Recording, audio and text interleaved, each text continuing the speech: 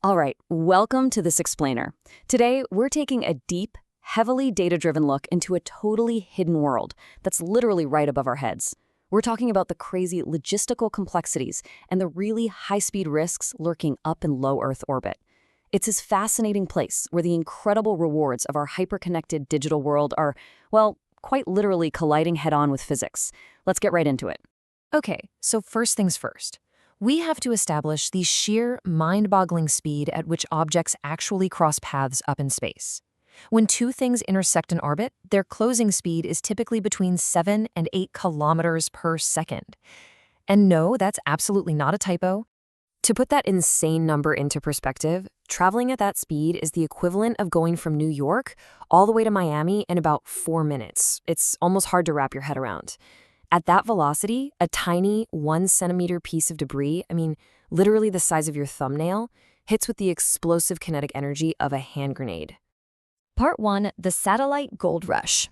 Right now, we're in the middle of this massive hardware deployment to support our global digital economy. And the unprecedented scale of this orbital gold rush, well, it's dominated by basically one player. Out of the roughly 16,000 active satellites currently circling the planet, one single company, SpaceX, operates around 10,000 of them. Think about that for a second.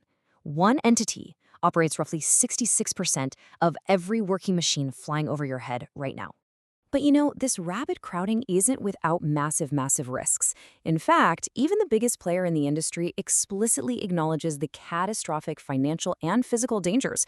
We're looking at a June 2026 SEC filing here, where SpaceX actually warned its own investors that a debris-generating event could trigger a cascading series of collisions, and that could potentially render entire orbital altitudes completely unusable. And honestly, what we have up there right now might just be a rounding error compared to what's coming next. The sheer volume of future proposals is just staggering. SpaceX has plans on the table for up to 1 million satellites to create space-based AI computing constellations. Meanwhile, Blue Origin's Project Sunrise is planning 52,000 satellites for orbiting data centers. And the catch? They all want to park in the exact same low-altitude floors, right between 500 and 1,000 kilometers up. Part 2, the Kessler syndrome explained. So, what actually happens mathematically when this crowded sky goes horribly wrong? Well, based on a 1978 NASA paper by a guy named Don Kessler, this theory outlines a pretty terrifying mechanism. It says that if we pass a specific density threshold in orbit, collisions actually start feeding themselves. Two objects hit, they shatter into thousands of pieces, and then those pieces become brand new projectiles. It creates this unstoppable cascade where the debris count just grows on its own, which could potentially trap humanity on Earth for decades or, even centuries. And there's this invisible threat already surrounding our planet right now. We can successfully track the 54,000 objects that are larger than 10 centimeters, so roughly the size of a softball. But if we look at that middle tier, there are an estimated 1.2 million fragments between 1 and 10 centimeters just flying blindly in the dark. And because we can't track them, we literally can't dodge them. They are basically over 1 million invisible bullets. Part 3, the shrinking crash clock. The crash clock essentially asks a very simple question. If all satellites just suddenly stopped dodging tomorrow, how long would it take until the very first collision? Back in 2018, we had over 5 months of margin, but by June 2025, that plummeted to just 5 days. And by May 2026, it hit 2.5 days. At that razor-thin margin, mathematical models suggest there's a 30% chance of a collision happening within a 24-hour window if those dodging maneuvers were to stop. So you're probably wondering, why haven't we seen a massive crash yet? Well, it's all because of this massive number. In 2025 alone, SpaceX's Starlink network performed roughly 300,000 automated collision avoidance maneuvers. That is wild. Our margin of safety is entirely maintained by highly sophisticated software that is constantly shifting these machines out of each other's way, 24/7 around the clock. Part 4, when the dodging stops. But here's the reality check. A satellite simply cannot dodge what it cannot see or control, and that leaves some extremely dangerous blind spots in our automated safety net. Just simple things like hardware failures or dead batteries can instantly turn a highly advanced satellite into a dead weight. Then you have environmental factors.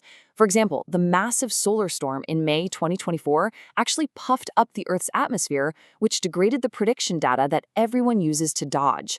Oh, and there's also the very real risk of hacking, where an uncontrolled thruster burn could literally send a satellite tearing right through a packed orbital floor.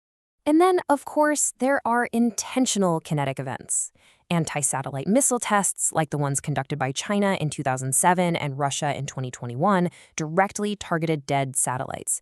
Doing that instantly created thousands of trackable, totally uncontrollable pieces of shrapnel.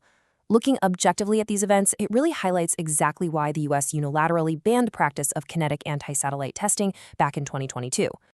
Part 5. 3 Plans for Cleanup. Okay, so with literally millions of bullets circling the planet, what are we doing about it? Right now, our defense against an orbital cascade relies on 3 main mitigation steps.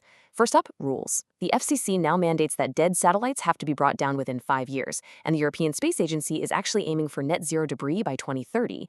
Second is software, which means relying on that autonomous dodging we talked about. And third is active cleanup. These are extremely expensive 9-figure missions that physically fly up into space just to capture and drag down a single piece of junk. Now, that second step, the autonomous software, is just incredibly vital. Historically, the space industry would manually maneuver a satellite only when collision odds hit 1 in 10,000. But today, modern networks like Starlink are so incredibly cautious, they're autonomously dodging when the odds are just a few in 10 million. So that's a really massive leap in orbital safety standards. Fortunately for us, physics itself actually provides a little bit of free cleanup. The densest orbital shells are parked deliberately low, right around 550 kilometers up. And up there, a faint whisper of Earth's atmosphere still exists. It creates drag, which acts as a natural, self-cleaning mechanism. It literally pulls dead hardware down so it can safely burn up in the atmosphere within 5 to 6 years. Because of those orbital physics and pretty strict operator compliance, there are actually strong skeptics who argue against an imminent doomsday scenario. When researchers run NASA's Legend model forward, it projects a fairly manageable linear growth in debris through the year 2100. In fact, serious long-term models currently put the risk of a true runaway Kessler cascade at less than 1%. That is, of course, assuming our current mitigation practices hold up. However, that tiny 1% is fighting against sheer volume. The introduction of fully reusable rockets, like Starship, is going to vastly increase humanity's ability to launch hardware, which drastically lowers the barrier to entry for countless new operators. As space access becomes as cheap and frequent as early air travel, the sheer number of vehicles basically guarantees that the statistical certainty of eventual catastrophic errors is going to increase. So I want to leave you with this final thought. Humanity has a really great history of successfully navigating incredibly dangerous technological leaps in the past. We've transformed huge risks into the highly connected modern world we enjoy today.